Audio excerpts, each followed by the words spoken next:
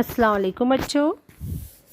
आज तारीख़ के पीरियड में हम देखेंगे हमारा 9वां सबक, जिसका नाम है मराठों की जंग आज़ादी। शिवाजी महाराज के इंतकाल के बाद मराठों के छत्रपति संभाजी महाराज, छत्रपति राजाराम महाराज और महारानी ताराबाई की क़यादत में स्वराज के तहफ़्फ़ुज़ के लिए मुग़लों से ज़बरदस्त लड़ाई हुई। 27 वर्षों की इस तवील लड़ाई को मराठों की जंग आज़ादी कहा जाता है। बेशुमार मुश्किलात पर काबू पाकर मराठों ने मुगलों से लड़ते हुए फतेह हासिल की। ये जंग आज़ादी भारत की तारीख का एक वलवला अंगेज और रोशन अहद है। इस सबक में हम इस जंग आज़ादी का मुतालिया करने वाले हैं। छत्रपति संभाजी महाराज। संभा महाराज शिवाजी महाराज के बड़े बेटे थे। वो 14 मई सन 1657 को पुरिंदर के किले में पैदा हुए थे। शिवाजी महाराज के बाद संभाजी छत्रपति बने। इस वक्त मराठों के मुगलों से लड़ाई जारी थी। ऐसे हालात में शहंशाह औरंगजेब के बेटे शहजादा अकबर ने अपने वालिद के खिलाफ बगावत कर दी। शहंशाह ने इस बगावत को फरो कर दिया। इसके बाद शहजादा अकबर जुनूब में संभाजी महाराज की पनाह में आ गए। इन्हें शिकस्त देने के लिए खुद शहंशाह औरंगजेब 1682 में जुनूबी भारत आए। इनके साथ बेशुमार फौज और ताकतवर तोपखाना था। इन्होंने जंजीरा के सिद्दियों को भी मराठों के खिलाफ मौर्य आरा होने का कहा।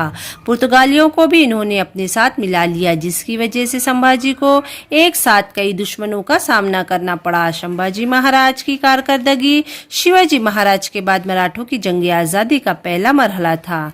शिवाजी ने अपने दौर में ही इन्हें लश्करी मुहिमों और मुल्की कामकाज संभालने की तालीम दी थी। उम्र के 14वें बरस से ही वो मुल्की कामकाज और फौजी मामलात में अमल दखल रहते थे।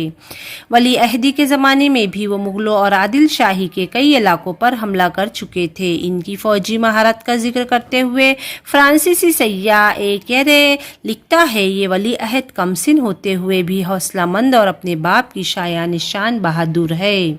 संभाजी के छत्रपति बनने के बाद मुगलों से मराठों की लड़ाई में शिद्दत आ गई। शहंशाह औरंगजेब का मकसद काबुल से कन्याकुमारी तक मुगलों का इक़्तिदार कायम करना था। अपनी अजीम फौज और माली ताकत के बलबूते पर मराठों की जंग खत्म कर देना इनका ख्वाब था, लेकिन संभाजी महाराज ने अपनी बहादुरी और जंगी महारत से इस ख्वाब को पूरा न होने दिया। इनकी फौज की टुकड़ियां मुगल इलाकों पर हमला करती थी।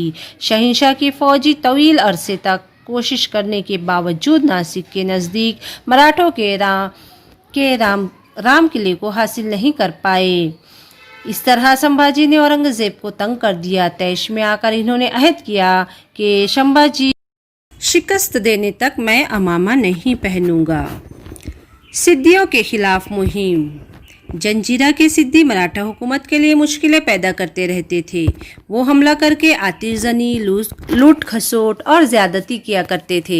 सभासद ने इनका जिक्र यूँ किया है, घर में जैसे चूहे मुल्क में वैसे सिद्दी। संभाजी महाराज ने सन 1642 में सिद्दियों के खिलाफ मुहिम शुरू की। इन्होंने सिद्दियों को डंडा राजपुरी के किले का मुहासरा किया और जंजीरा पर भी तोपों से ज़बरदस्त हमला किया, लेकिन इसी दौरान मुगलों की फौज ने स्वराज पर हमला कर दिया, जिसकी वजह से संभाजी को जंजीरा की मुहिम अधूरी छोड़कर वापस आना पड़ा। पुर्तगालियों के खिलाफ मुहिम। गोवा के पुर्तगालियों ने संभाजी के खिलाफ मुगलों से मुसालहत कर ली थी, जिसकी वजह से संभाजी ने इनको सबक सिखाने का फैसला किया। इन्होंने सन 1683 में पुर्तगालियों के रेवडंडा बंदरगाह पर हमला कर दिया। जवाबन पुर्तगालियों ने गोवा की सरहद पर मराठों के किले फोंडा का मुहासरा कर लिया। मराठों ने मुहासरा तोड़कर गोवा पर चढ़ाई कर दी। इस लड़ाई में यशाजी कनक ने बहादुरी का मुजाहिरा किया। इस लड़ाई में पुर्तगाली गवर्नर भी जख्मी हुआ, उसे पसपा होना पड़ा। संभाजी ने इसका पीछा किया। पुर्तगाली बड़ी मुसीबत में पड़ गए। इसी दौरान संभाजी को मुगलों की जनूबी कोंकण पर हमला करने की खबर मिली, इसलिए इन्होंने गोवा के हाथ आई फतेह को छोड़कर मुगलों का मुकाबला करने के लिए वापस होना पड़ा। आदिल शाही और कुतुब शाही हुकूमतों का खात्मा। औरंगजेब को मराठों के खिलाफ कामयाबी नहीं मिल पा रही थी, इसलिए इन्होंने ये मुहिम मुलतवी कर दी। इसके बाद इन्होंने अपना रुख आदिल शाही और कुतुब शाही हुकूमत की तरफ मोड़ा और इन हुकूमतों को फतेह कर लिया। इन दोनों हुकूमतों ने दौलत और फौज मुगलों के हाथ आ जाने की वजह से इनकी कुव्वत में इजाफा हो गया। इसके बाद मुगलों ने दोबारा मराठों को शिकस्त देने के लिए कमर बांध ली। इन्होंने सौराष्ट्र के इलाकों पर चारों तरफ से हमले किए। मुगल फौज का मुकाबला करते हुए सिपह सालार हम सबीर राव मोहिते मारे गए, जिसकी वजह से संभाजी की फौज कुव्वत कमज़ोर हो गई। संभाजी महाराज का मुल्की कामकाज। संभाजी महाराज ने जंगों की गहमा गहमी में मुल्को कामकाज की तरफ कभी लापरवाही नहीं बरती। उन्होंने शिवाजी महाराज के ज़माने से जारी निज़ाम इंसाफ और महसूल को कायम रखा। उन्होंने स्वराज के खिलाफ बगावत करने वालों के साथ साथ रियाया को तकलीफ देने वाले वतनदारों को सख्त सजाएं दी। महारानी यशोबाई को हुकूमती कामकाज संभालने का इख्तियार दिया। इनके नाम की मुहर तैयार कर दी। रियाया की फलाह से मुताल्लिक शिवाजी महाराज की हुकूमत अमलियों को इन्होंने बरकरार रखा। संभाजी महाराज संस्कृत के साथ कई ज़बानें जानते थे। उन्होंने किताबें भी लिखी। सियासत पर कदीम भारतीय किताबों का मुतालिया करके इन्होंने अपनी किताब बुध भूषण में इसकी निचोड़ पेश किया है।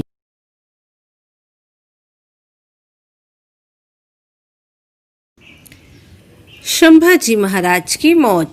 औरंगजेब पूरी ताकत से संभाजी महाराज को शिकस्त देने की कोशिश कर रहे थे। उन्होंने कोल्हापुर इलाके के लिए मुकर्रिब खान का तकर्रुर किया। मुकर्रिब खान को कोकन के इलाके संगमेश्वर में संभाजी महाराज की मौजूदगी की इत्तला मिली। उन्होंने वहां छापा मारकर संभाजी महाराज को गिरफ्तार कर लिया।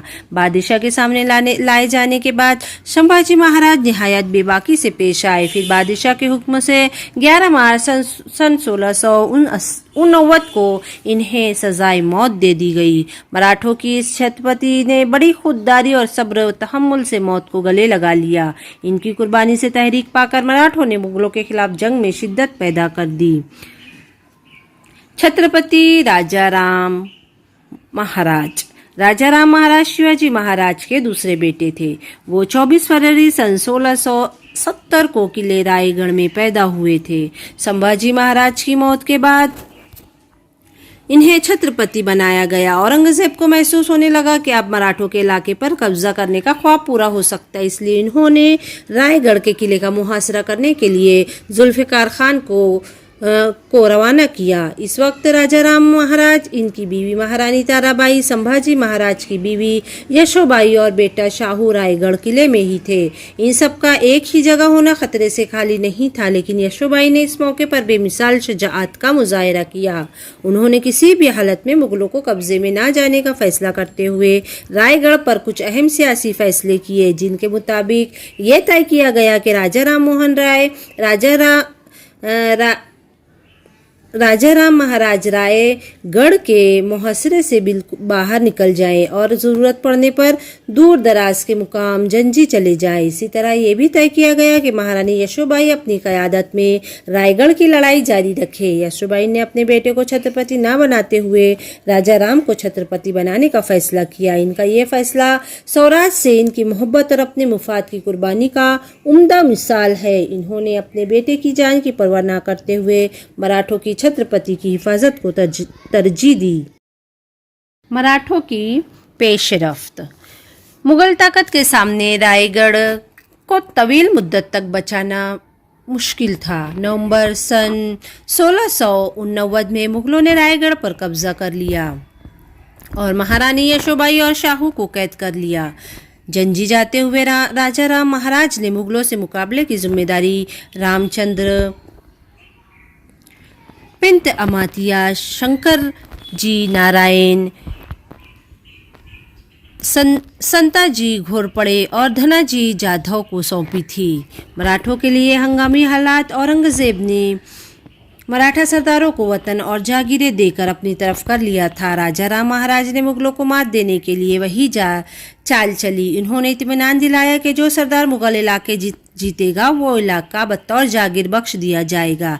इस इत्मीनान दिलाने के बाद कई बहादुर सरदार सामने आए। इन्होंने जोरदार तरीके से मुगल इलाकों पर हमला करना शुरू कर दिए। मुगल फौज को पसपा कर दिया। इस काम में धनाजी और संताजी पेश पेश थे। इनके गैर मुतवक्के हमलों और गोरीला जंगी चालों की वजह से मुगलों के लिए अपने भारी भरकम तोपखाने और दीगर वसाइल को इस्तेमाल करना मुश्किल हो गया। मराठों ने अपने कब्जे में ज़्यादा किले, इलाके और ख़जाना न होते हुए भी मुगलों की हालत अबतर कर दी।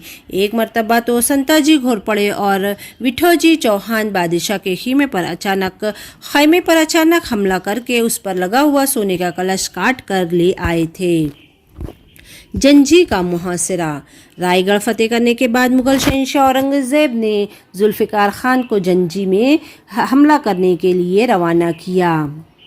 इन्होंने जंजी का मुहासिरा कर लिया। मराठों ने जंजी के किले को तकरीबन 8 बरसों तक बचाए रखा। संताजी और धनाजी ने मुहासिरा करने वाली मुगल फौज पर बाहर से हमला किए। आखिरकार राजा राम महाराज जंजी के मुहासिरे को तोड़कर महाराष्ट्र वापस आ गए। इसके बाद जुल्फ़िकार खान ने जंजी का किला फतेह कर लिया। राजा राम महाराज को वापसी की वजह से मराठों के जोश में इजाफा हो गया। उन्होंने मुगलों के कब्जे वाले खानदेश, बरार और बागलान के इलाकों पर चढ़ाई कर दी। राजा राम महाराज ने अपनी ज़हानत और सियासी बसीरत के बलबूते पर संताजी और धनाजी जैसे सैकड़ों मराठा तैयार किए थे। इनमें स्वराज की हिफाजत का जज्बा पैदा करके काबिल कद्र कारनामा अंजाम दिया। लेकिन इसके बावजूद 2 मार्च सन 1700 को मामूली बीमारी के बाद सिंहगढ़ में राजा राम महाराज की मौत हो गई। राजा राम महाराज आला फिक्र के हामिल और लोगों से मेलजोल रखने वाले नर्मदिल इंसान थे। उन्होंने मराठा हुकूमत के काबिल और बासलाहियत लोगों को जमा किया, इनमें इत्तेहाद और बेदारी पैदा की। संभाजी महाराज की मौत के बाद तकरीबन 11 बरसों तक इन्होंने औरंगजेब का निहायत बहादुरी के साथ मुकाबला किया। निहायत मुश्किल हालात में स्वराज की हिफाजत राजा राम महाराज का काबिल कद्र कारनामा है। रियासत के मुसन्निफ G.S. सरदेसाई ने छत्रपति राजा राम का जिक्र करते हुए इनके लिए मुस्तहकम व मजबूत अक्ल वाला सिफत का इस्तेमाल किया है। इनका ये बयान मुकम्मल तौर पर सही और बामानी है।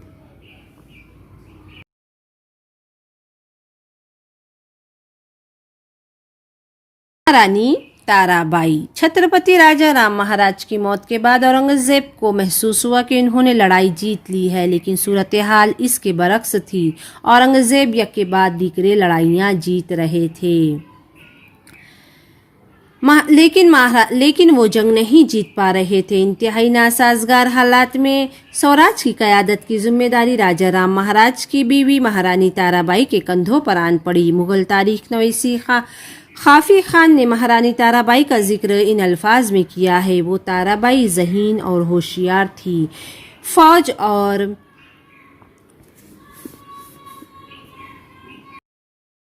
फौज का इंतज़ाम और हुकूमती कामकाज के मामले में इसने अपने शौहर की जिंदगी में ही बड़ा नाम कमा लिया था। छत्रपति राजा राम महाराज की मौत के बाद महारानी ताराबाई ने अपने साथियों की मदद से इंतहाई नासाजगार हालात में स्वराज की जद्दोजहद को जारी रखा। औरंगजेब ने मराठों से सतारा और पन्हाला छीना तो मराठों ने मुगलों को मध्य प्रदेश, गुजरात के इलाकों पर हमला किया। ताराबाई ने जंग के मैदान का दायरा वसी कर दिया। कृष्णाजी सावंत, खंडेराव भाड़े, धनाजी जाधव, नीमाजी शिंदे जैसे सरदार महाराष्ट्र के बाहर मुगलों से लड़ने लगे। इस जंग में पासा पलट जाने की अलामत नजर आने लगी। महारानी ताराबाई ने 7 बरसों तक लड़ते हुए अपनी हुकूमत कायम रखी। सारा कामकाज अपने हाथों में रखकर सरदारों को अपने साथ जोड़े रखा। महाराष्ट्र, सरवंज, मंदसौर और मालवा तक मराठा सरदार मुगलों को टक्कर देने लगे। खाफी खान ने लिखा है, राजा राम की बीवी ताराबाई ने बेमिसाल हंगामा किया, जिससे उसकी फौजी क़यादत और फौजी मुहिम से मुताल्लिक इसकी महारत का पता चलता है। इस वजह से मराठों की हंगामा आराई और इनके हमले दिन ब दिन बढ़ते रहे। इस तरह महारानी ताराबाई ने छत्रपति शिवाजी महाराज के विरसे को आगे बढ़ाया। मराठों का जारहाना हमलों की वजह से औरंगजेब परेशान हो गए। मुसलसल 25 वर्षों तक मुगल मराठा कशमकश चलती रही, लेकिन मुगल मराठों को जेर नहीं कर पाए। इसी हालत में 1707 में शहंशाह औरंगजेब का अहमदनगर में इंतकाल हो गया। औरंगजेब के इंतकाल के साथ ही मराठों की जंग आज़ादी का भी एहतिमाम हो गया। मराठों की जंग आज़ादी गोया मुगलों के इक़्तिदार की तौसी और मराठों के दिल में आज़ादी की ख्वाहिश के दरमियान मुकाबला था, जिसमें मराठों को फतेह हासिल हुई। इतना ही नहीं बल्कि बाद के ज़माने में औरंगज़ेब के इंतकाल के बाद पैदा होने वाले सियासी खिला को पूर करने के लिए मराठे मुतहर्रिक रहे। दिल्ली के तख्त पर काबू पाते हुए उन्होंने तमाम भारत का कामकाज देखा और इसकी हिफाजत भी की। इसलिए 18वीं सदी को मराठों की सदी माना जाता है। इस सदी में मराठों की कारकर्दगी की तारीख का मुतालिया हम अगले सबक में करेंगे।